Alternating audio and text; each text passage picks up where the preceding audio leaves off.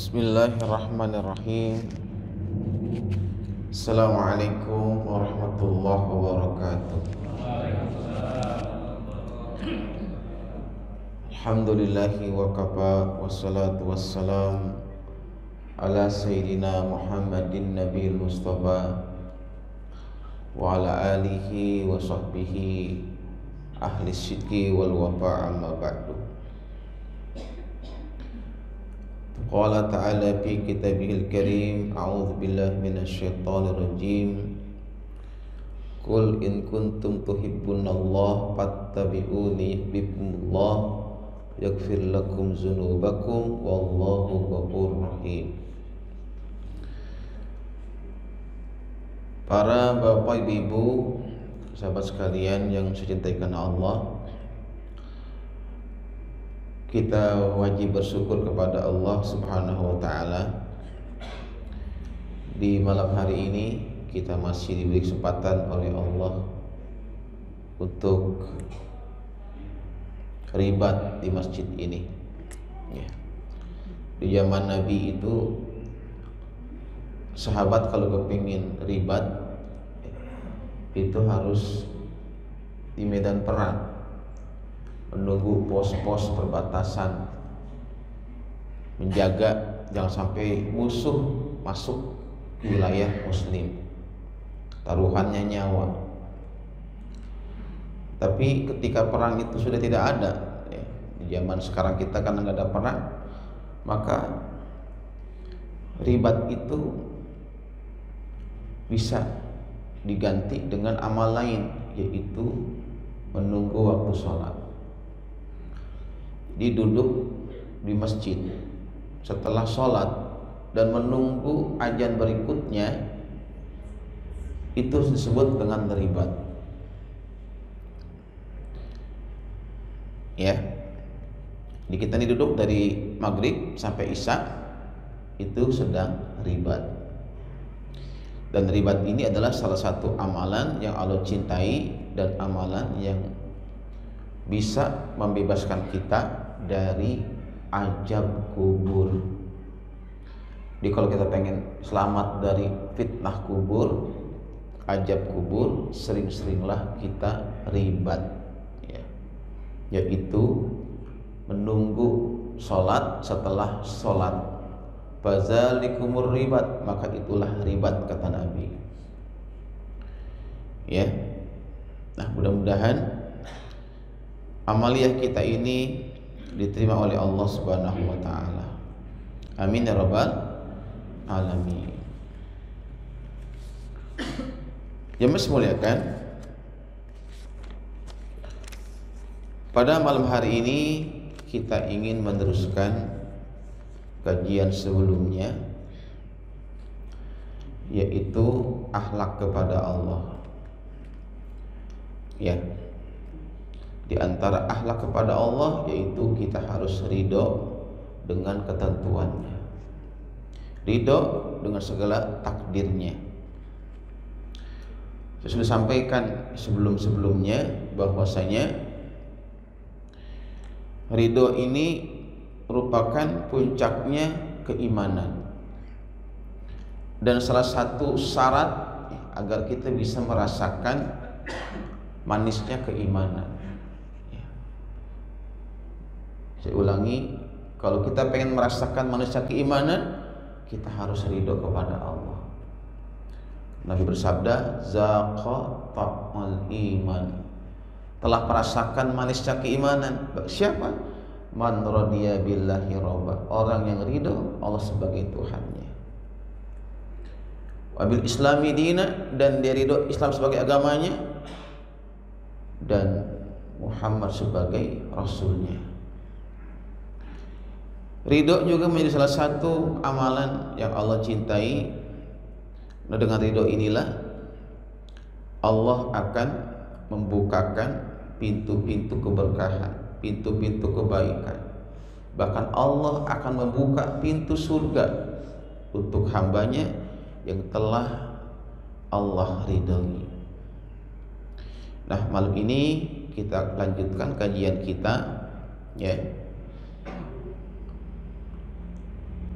tentang cara ya, atau jalan yang mesti ditempuh supaya Allah ridho sama kita. Nah, dalam kitab ini banyak keterangan baik dari hadis maupun dari Al-Quran ya, tentang bagaimana ya, atau caranya bagaimana supaya Allah itu ridho kepada kita. Saya sampaikan sebelumnya bahwa kalau kita kepingin Allah ridho kepada kita ya, maka di antara cara yang mesti ditempuh adalah ittiba'u ashabin nabi, yaitu mengikuti sahabat-sahabat Nabi ya, mengikuti ya akhlak mereka, mengikuti kebiasaan mereka. Kenapa sahabat Nabi? Karena sahabat Nabi ini adalah sebaik-baik generasi. Kata Nabi, khairul qurun qarni, sebaik-baik generasi itu generasiku, itu sahabat. Kenapa sahabat Nabi? Karena sahabat Nabi itu orang yang paling ya, tulus ya, cintanya kepada Allah dan Rasulnya, orang yang paling ikhlas dalam ibadahnya, orang yang paling bersih hatinya, orang yang paling kuat keimanannya, yang paling besar tawakalnya kepada Allah Subhanahu wa taala. Sahabat Nabi adalah orang yang paling lapang dadanya ya, dan paling isar dalam ukhuwahnya. Dan kita nggak akan bisa mendapati orang terbaik ya, orang sehebat sahabat-sahabat Nabi, sehingga mereka itu ya, saking hebatnya sahabat Nabi itu, kehidupan mereka banyak diabadikan dalam kisah-kisah sirah nabawiyah. Bahkan ada sahabat Nabi yang namanya tertulis di Quran. Coba siapa yang tahu siapa nama sahabat Nabi yang namanya tertulis di Quran? Ada yang tahu? Siapa nama sahabat Nabi yang namanya tertulis di Quran?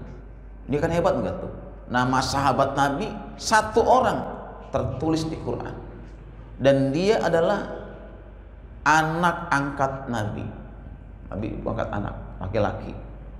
Nah kan seluruh anak Nabi yang laki-laki itu meninggal dunia, maka Nabi angkat anak laki-laki, namanya Zaid. Apa namanya? Zaid. Dan Zaid ini namanya diabadikan di Quran ya. Falamma qada Zaidun, nah itu, maka ketika Zaid sudah menyelesaikan urusannya dengan istrinya Zainab, maka Allah menikahkan bekas istri Zaid itu sebagai istrinya. Sehingga di sini berlaku hukum bolehnya ya kita menikahi istri bekas anak angkat kita. Misalnya nih ya, misalnya ya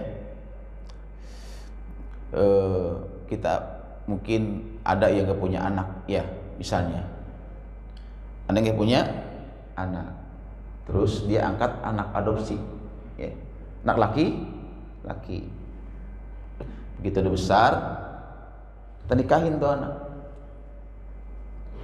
Qadarullah anak itu umurnya gak panjang, meninggal dunia, mati tuh,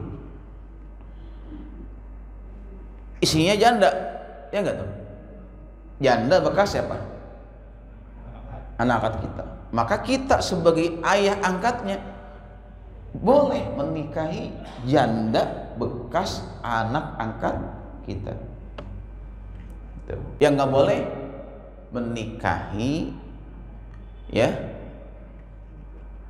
anak bekas istri bekas anak kandung kita.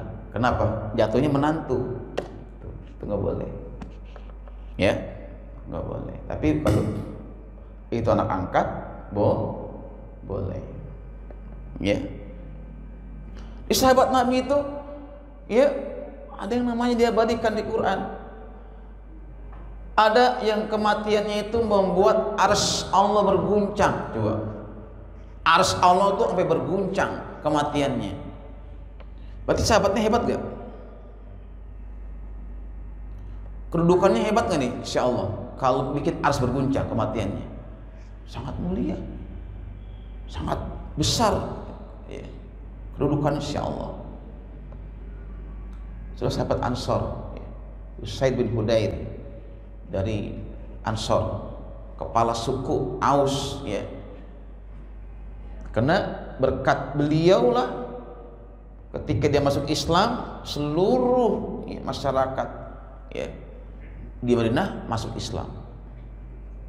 Dan dia meninggal dunia mati syahid setelah terpanah dalam perang Ahzab ya, perang Khandaq. Terpanah dia, lukanya parah dan meninggal dunia. Dan saat meninggal dunia, Rasulullah yang memasukkan jenazahnya ke liang lahat, Nabi yang menggendong jenazahnya. Dan Nabi turun ke liang lahat, Nabi yang masuk. Coba bikin irik semua sahabat Nabi. Subhanallah. Ini menjadi alasan kenapa kita mesti ikuti sahabat, karena mereka orang-orang luar biasa ya. Mereka ada yang dimandikan oleh malaikat jenazahnya, itu Hanzalah. Ada yang disolatkan jenazahnya, bahkan diantar ke pemakaman oleh para malaikat. Ribuan malaikat ikut nyolatin jenazahnya.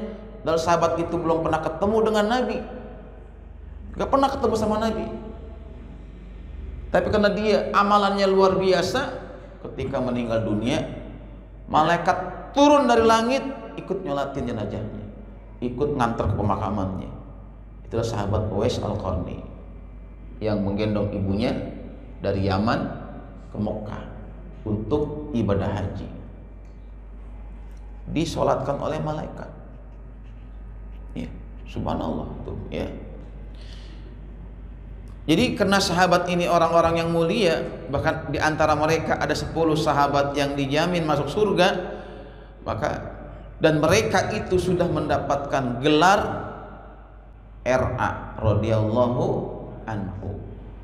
Maka disinilah ya, ulama mengasih jalan, kalau kita pengen dapat ridhonya Allah, ikuti orang yang telah diridhoi Allah. Dan mereka adalah sahabat Nabi. Di Quran itu Allah menyebutkan radhiyallahu anhu 3 tempat, di 3 surat ya. Pertama itu di Al-Bayyinah ayat 7 sampai 8. Kedua di At-Taubah ayat yang ke-100. Ketiga di surat Al-Mujadalah ya. Tahu Al-Mujadalah nomor apa? Halo? Enggak tahu ya? Hah? Ya, lupa ya. Nah, baik. Dalilnya bahwasanya di antara cara kita ya supaya kita mendapat ridha Allah ikut sahabat Nabi itu di At-Taubah ayat yang ke-100 ya. Di situ Allah berfirman ya. A'udzu billahi minasy syaithanir rajim. والسابقون الأولون من المهاجرين والأنصار والذين اتبعوهم بإحسان رضي الله عنهم ورضوا عنه. Dan orang-orang yang beriman lebih dulu, baik dari sahabat muhajirin dan sahabat ansar, dan orang-orang yang mengikuti mereka setelahnya, itu tabi'in, bi ihsan, dengan ihsan. Radhiyallahu anhu, Allah sudah ridho kepada mereka, wa radu anhu, dan mereka pun ridho kepada Allah. Ini dalilnya ya, maksudnya kalau kita kepengen dapat ridhonya Allah, kita harus ikut jejak sahabat Nabi, ya, ikut jejak mereka dalam hal ibadah, muamalah, akhlak, ya, ikut mereka. Kenapa? Karena Nabi dijamin, ashabi kan nujum, sahabatku itu bagaikan bintang gemintang di langit. Yang mana saja kamu ikuti, engkau akan mendapatkan petunjuk. Ya, di Nabi sudah menjamin, ashabi kan nujum, sahabatku itu bagaikan bintang gemintang. Ya. Nah, jemaah semuliakan, bahkan kalau kita baca sejarah ya, banyak gak ayat-ayat itu turun berkenaan dengan sahabat Nabi? Banyak gak? Banyak ya? Banyak.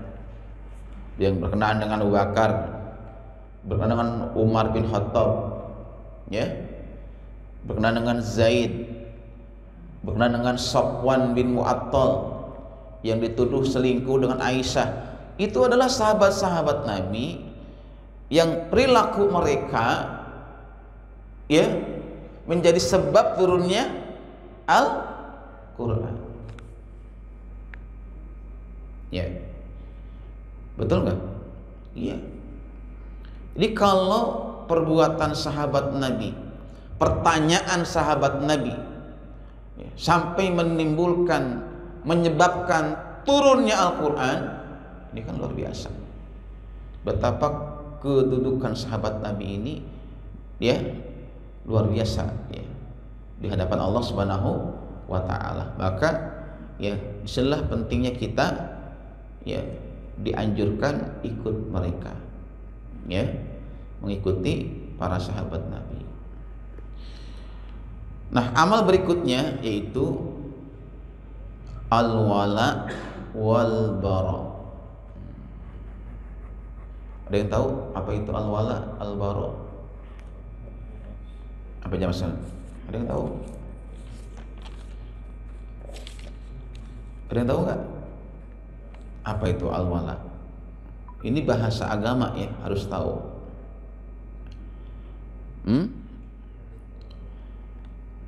Wala itu artinya apa?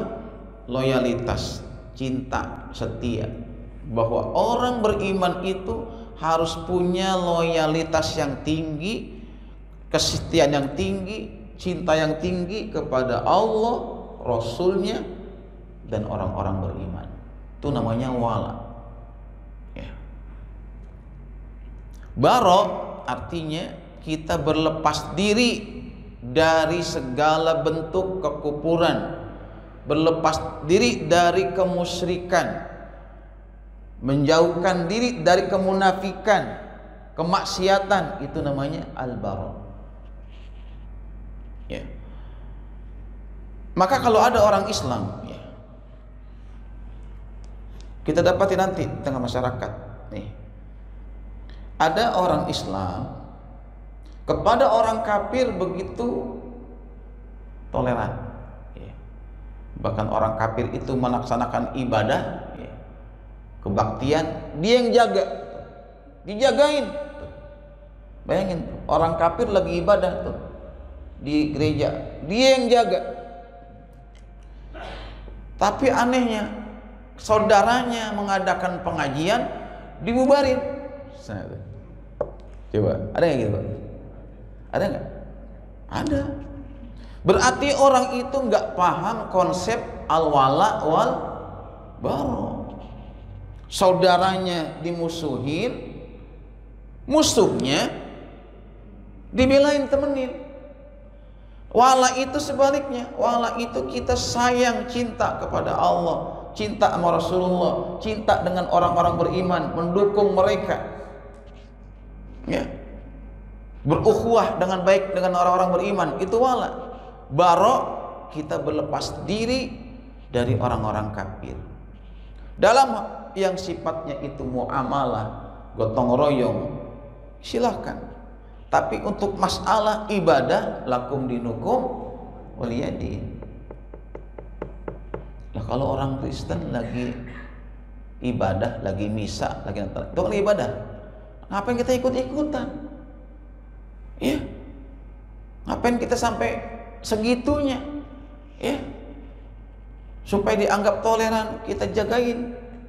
Nah, ini kan namanya sudah kebablasan. Ya, kebablasan.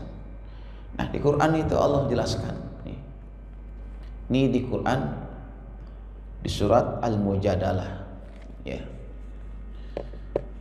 Allah berfirman, la tajidu qauman yu'minuna billahi wal yaumil akhir yuwaduna man hadallah wa rasulah walau kanu aba'ahum aw abna'ahum aw ikhwanahum aw ashiratahum. Laka kata bapi qulubihimul iman wa ayyadahum biruhim minhu yudhimul jannatin tajri min anhar hayna fiha radiyallahu anhum wa radu anhu. Nih, diistrikan saya katakan Allah itu menyebut radiyallahu anhu itu 3 kali, di Al-Bayyinah, di At-Taubah ayat 100 dan di Al-Mujadalah ayat 22. Ya. Di sini Allah menjelaskan, kata Allah, kamu tidak akan mendapati satu kaum yang mereka tuh beriman sama Allah, beriman kepada hari akhir, saling berkasih sayang kepada orang-orang yang memusuhi Allah dan Rasulnya. Jadi nggak mungkin kamu mendapati satu kaum yang ngaku beriman sama Allah dan Rasulnya, beriman dengan hari akhir, tapi mereka prakteknya justru bermesraan dengan musuh-musuh Allah, membela, mendukung orang-orang yang memusuhi Allah dan Rasulnya, meskipun orang itu ayah mereka, anak mereka, saudara mereka, keluarga mereka. Ya, nggak mungkin. Kalau ada kita dapati orang yang ngaku beriman tapi justru mendukung, membela musuh-musuh Allah, membela orang-orang kafir, dipastikan itu orang-orang yang salah dalam keimanannya, bukan orang mukmin yang sebenarnya. Ya, mereka itulah orang-orang yang telah tertulis di hati mereka keimanan. Allah menguatkan dengan pertolongannya, dan Allah akan masukkan mereka ke surga yang mengalir sungai di bawahnya, kekal selama-lamanya. Radiyallahu anhum. Ya, Allah sudah ridho kepada mereka dan mereka pun ridho kepada Allah. Ulaika hizbullah. Mereka itulah tentaranya Allah, golongan Allah. Jadi di Quran itu ada hizbullah, ada hizbus syaiton. Cuma 2, Pak. Kita mau masuk cuma 2. Hanya ada 2 golongan di Quran, hizbullah, hizbus syaitan.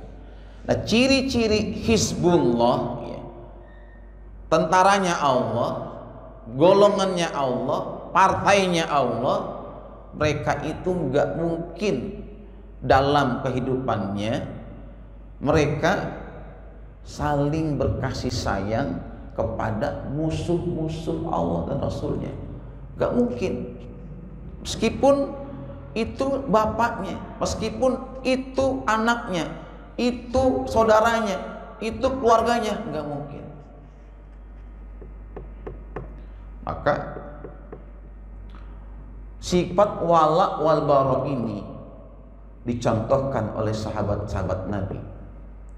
Gak ada ampun, gak ada lagi itu yang namanya belas kasih kalau mereka itu sudah memusuhi Allah Rasulnya. Ketika perang Badar, ya, perang yang perdana, perang pertama kali terjadi di dalam sejarah, ya, perjuangan Nabi itu perang Badar. Di perang Badar itu ada ayah membunuh anak, ada saudara membunuh saudaranya. Ya. Kenapa? Karena ketika perang Badar itu ada di antara kerabat-kerabat sahabat Nabi itu yang tinggal di Mekah masih kafir. Masih kafir. Yang belum hijrah. Ya. Ada sahabat yang ketika itu tertahan belum hijrah ke Madinah. Dia mukmin. Ketika perang Badar mereka ini dipaksa ngikut. Pengen coba. Dipaksa ngikut perang. Akhirnya mereka itu ada di pasukan orang kafir dan mereka akhirnya dibunuh oleh saudaranya yang mukmin. Ya. Nah, kalau sudah masalahnya akidah, ya. Kalau sudah masalahnya itu akidah, di sini memang ya berat dan harus tegas, meskipun itu saudara, bapak, ibu. Kalau dia sudah memusuhi Allah dan Rasulnya, memusuhi agama, nggak ada lagi yang namanya itu toleransi. Sehingga sahabat menunjukkan, ya, karena memang kondisinya perang cuma dua, payak tuluna wayuk talun. Ya. Kalau nggak membunuh ya dibunuh, cuma dua perang itu.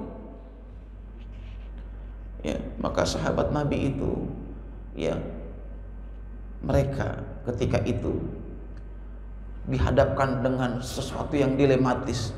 Dibunuh, ini bapak saya. Enggak dibunuh, dia musuhin Rasulullah. Bayangin coba. Ya. Maka karena walaknya mereka kepada Nabi dan Rasul, Nabi dan kepada Allah, mereka akhirnya membunuh ayahnya di perang Badar itu. Makanya turunlah ayat ini. Nggak mungkin kamu mendapati suatu kaum yang beriman kepada Allah Rasulnya, beriman kepada hari akhir, saling berkasih sayang kepada orang-orang yang memusuhi Allah dan Rasulnya, meskipun itu bapak kandungnya, anaknya, saudaranya, keluarganya. Ya. Ditafsirkan oleh para ahli tafsir, ayat ini diturunkan berkaitan dengan peristiwa perang Badar, karena ketika itu para sahabat yang dari Madinah, ya, ketika perang Badar mereka membunuh, ada yang membunuh ayahnya, ada yang bunuh anaknya, ada yang bunuh saudaranya, ada yang bunuh keluarganya, saling bunuh-bunuhan karena, ya, mereka dalam kondisi perang. Ya. Dan amal mereka ini Allah ridhoi. Meskipun itu ngebunuh orang, ya. Dalam perang itu ngebunuh kan, karena mereka perang itu adalah, ya, taruhannya nyawa. Mereka membunuh orang-orang kafir. Allah ridhoi mereka dengan firman-Nya, radhiyallahu anhum wa radu anhu. Allah sudah ridho kepada mereka dan mereka pun ridho kepada Allah. Nah, jemaah semuliakan. Nah, kemudian amal yang ketiga, ya, cara yang ketiga agar Allah itu ridho kepada kita, ya, yaitu hendaklah kita, kalau kita masih punya orang tua, ya, kita berbakti kepada orang tua sampai orang tua itu ridho kepada kita. Ini ketiga. Ya. Saya ulangi, kalau kita masih punya orang tua yang masih hidup, ya, agar Allah ridho kepada kita, maka berbaktilah kepada orang tua kita sampai mereka itu ridho kepada kita. Karena Nabi bersabda dalam hadisnya yang sahih, ridallah fi ridal walidain wa suhtullah fi suhtihima. Ridhonya Allah sangat tergantung ridhonya orang tua, dan murkanya Allah tergantung murkanya orang tua. Itulah makanya kita bisa mengambil pelajaran betapa Uwais Al-Qarni ini karena dia sangat menginginkan dapat ridho dari ibunya. Bapaknya udah nggak ada, tinggal ibunya yang hidup. Ibunya pun lumpuh, ya. Lumpuh ya mas kalian. Maka dialah yang memandikan ibunya, dialah yang menyuapin makannya, dialah yang merawat ibunya. Udahnya lumpuh, ya. Sebetulnya orang lumpuh ini kan nggak berkewajiban ibadah haji, tapi ibunya ini merengek-rengek. Ya wes, ibu sangat kepingin ibadah haji. Ya, coba anak sekarang coba. Kalau kita nih anak sekarang nih, ibunya udah lumpuh, ibunya bilang, tong, panggilan tong gitu ya, agak sayang, tong. Ibu, emak pengen banget ibadah haji. Lumpuh, pengen ibadah haji. Gimana kira jawabannya sekarang? Ya Allah emak nih lumpuh gitu. Orang lumpuh nggak wajib ibadah haji. Ya. Karena haji itu kan bagi yang mampu. Emak nih lumpuh, nggak mampu. Karena kesehatan terganggu. Uwais nggak bilang begitu. Dia anak yang berbakti. Ketika ibunya ini punya niat pengen haji, dia nggak mau melukai perasaan ibunya yang lumpuh, maka dia iyakan saja. Iya ma, insya Allah Uwais akan ya, luluskan permintaan ma. Ya, maka dia cari cara bagaimana supaya emaknya bisa ibadah haji. Ya, dia cari cara. Ya, dibelilah seekor anak sapi yang masih kecil. Namanya apa? Kalau kecil tuh anak sapi umur 4 bulan. Kecil nggak tuh? Lihat ya, kecil ya. Itu anak sapi tiap pagi digendong-gendong sama Jurais, digendong di punggungnya, bawa naik gunung. Tiap pagi begitu.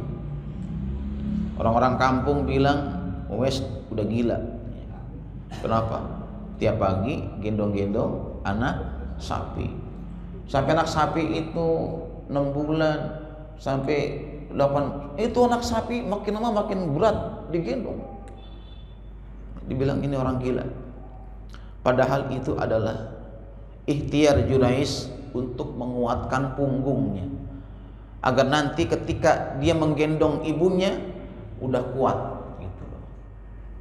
Ini kan belum ada Pak orang seperti itu, supaya dia bisa gendong ibunya dari Yaman ke Mekah. Jaraknya itu kurang lebih berapa? 600 km. Jauh nggak tuh? Jauh banget. Ya Allah, kita jangankan segitu, dari sini kita Pondok Gede deh, kuat nggak gendong ibu kita? Sini Pondok Gede, kuat nggak? Ya Allah, saya gendong ibu saya ketika sakit, kena sakit stroke ya, dari kamarnya ke kamar mandi itu sampai keluar keringat dingin,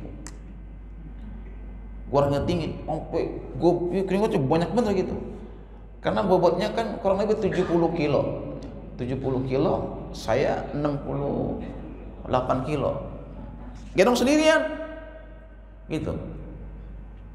Nah, laki-laki itu, yang anak laki-laki itu cuma 3 ya. Yang satu bengek, asma gitu. Boro-boro gendong, diri juga udah ya elah gitu ya. Boro-boro gendong emak ya kan, kena angin aja jatuh ya kan. Gitu. Saya laki-laki paling tua saya. Jadi kalau pas pagi-pagi itu ibu saya harus ke kamar mandi ya, mandi segala macem, saya yang dipanggil, Abi mau mandi, gendong, siap. Wah, saya yang gendong. Saya nggak bayangin tuh, gendong dari kamar tidurnya ke kamar mandi aja keringetan. Gimana Jurais coba?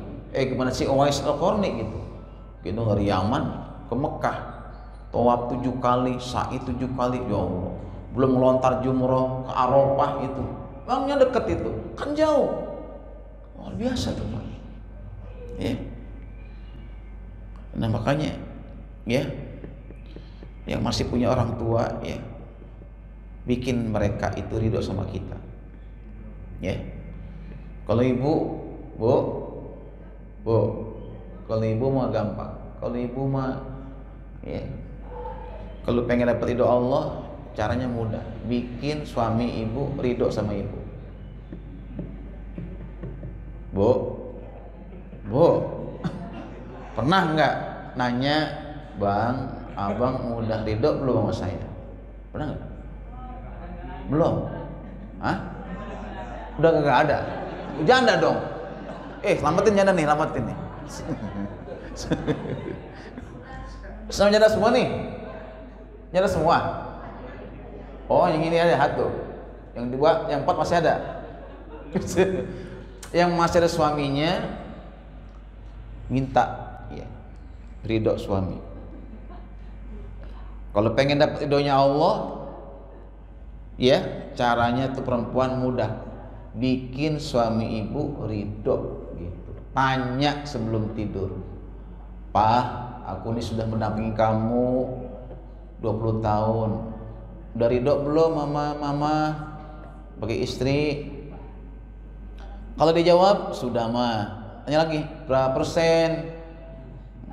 80%. Nah, berarti masih kurang pelayanannya. Tambahin lagi, tingkatin lagi bu. Mungkin sebelum tidur pijitin dulu gitu, pijitin. Terus sebelum tidur dikasih enak-enak, dikasih bikinin kopi, bikinin jus kesukaan dia, sampai dia itu seneng, sampai dia itu ridho, sampai berapa? 100%.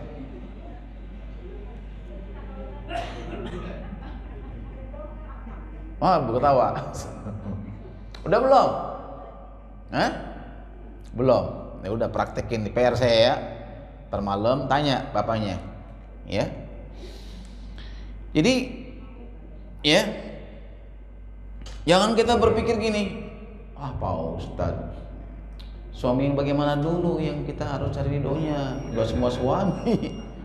Gak gitu juga. Ibu, meskipun suami kita tuh belum soleh, sholatnya belum rapi gitu ya, masih bolong-bolong sholatnya gitu, belum baik-baik amat lah sebagai suami gitu, tetap istri itu berkewajiban ngejar ridho suami.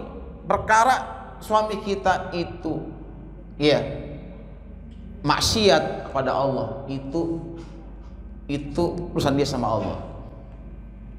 Kenapa? Karena nanti dari kiamat bu, saat ibu ditanya dihisab, ibu nggak ditanya bagaimana suamimu kepada kamu perlakuannya, enggak, tapi pertanyaan Allah saat dihisab kepada istri, bagaimana adabmu, bagaimana pelayananmu, bagaimana perlakuanmu terhadap suamimu.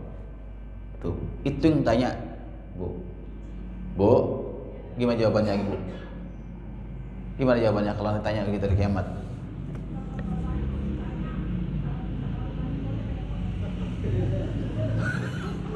Apa katanya? Hah? Oh gitu. Kalau bapak kawin lagi ridho nggak gitu? Iya. Kalau ibu ridho, bagus ibu. Bagus itu. Cuman jarang kayak gitu bu. Jarang, sangat jarang. Saya udah praktekin tuh. Saya praktekin sama istri saya. Gak ridho, beneran serius. Iya, saya udah praktekin. Ini ada janda dokter umur 25 tahun, anak 2, dokter nih, namanya dokter Nurul. Nih CV-nya, nih fotonya. Emang kenapa? Nanya gitu. Emang kenapa? Ya, ini dokter ini minta ya dinikahin, mau dia jadi istri yang kedua, yang penting Umi ridho, gitu. Gak ridho punya, gak begitu. Gak ridho, gak begitu. Bisa praktekin gak mudah gitu. Ya. Laporan saya sama Kiai, Pak Kiai, suami istri nggak ridho. Salah antum. Kalau mau nikah nikah aja, jangan pakai minta ridho, minta izin, nanti minta maaf aja. Ya, minta maaf, iya minta nikah aja. Habis nikah dia marah, minta maaf gitu. Oh, salah saya, iya udah salah saya. Ya Allah, masya Allah. Gitu ya. Baik, udah azan ya. Udah azan sampai sini ya. Mudah-mudahan ya materi ini akan membuat kita ya semakin semangat untuk mengejar cintanya Allah, ridhonya Allah Subhanahu wa taala. Amin ya rabbal alamin. Kita tutup membaca doa. Subhanaka Allahumma wa bihamdika asyhadu an la ilaha illa anta astaghfiruka wa atubu ilaik. Assalamualaikum warahmatullahi wabarakatuh.